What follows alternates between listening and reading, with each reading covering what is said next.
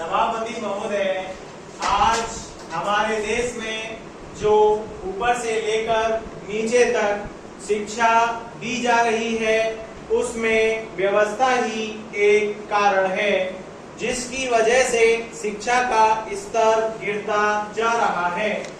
मेरा अपना विचार है कि जो शिक्षा प्रणाली है और जिस रूप में शिक्षा दी जा रही है वही अनुशासनहीनता का भी कारण है।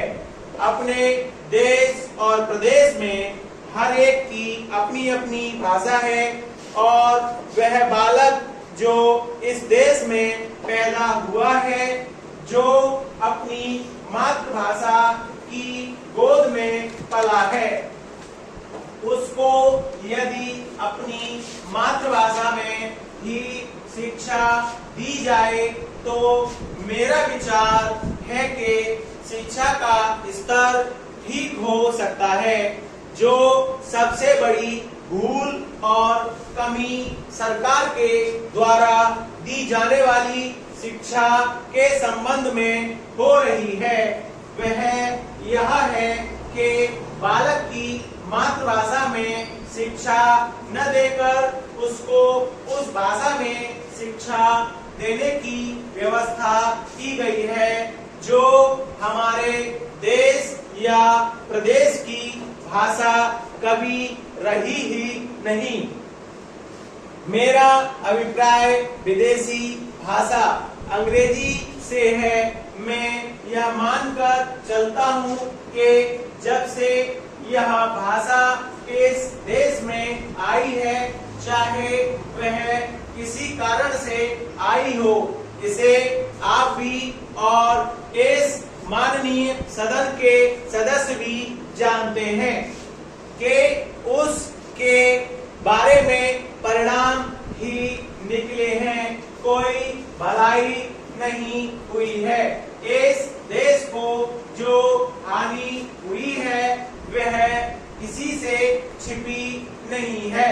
हम देख रहे हैं कि हमारे यहाँ जितना फैशन बढ़ रहा है और जितनी वेशभूषा बिगड़ रही है वह सब अंग्रेजी भाषा के ही कारण है।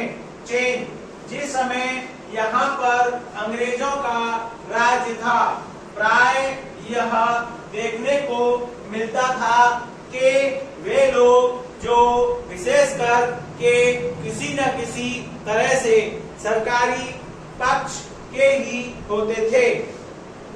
अंग्रेजों से मिलने के लिए जाते समय अंग्रेजी वेशभूषा का ही प्रयोग करते थे, परंतु यह इस प्रदेश और इस देश का दुर्भाग्य है कि अंग्रेजों का राज्य समाप्त हो जाने के बाद भी लोग उनकी वेशभूषा को पहनते चले जा रहे हैं। इससे जो प्रभाव हमारे देश के फैशन पर पड़ा उससे लाभ के बजाय हानि ही हुई है और हो भी रही है। मेरा ऐसा विचार है कि अंग्रेजी देश भूषा से इस देश को बहुत हानि हुई है। भारत की गौरवपूर्ण सभ्यता और संस्कृति के संरक्षण पर पर्याप्त ध्यान देने की आवश्यकता है। स्टॉप।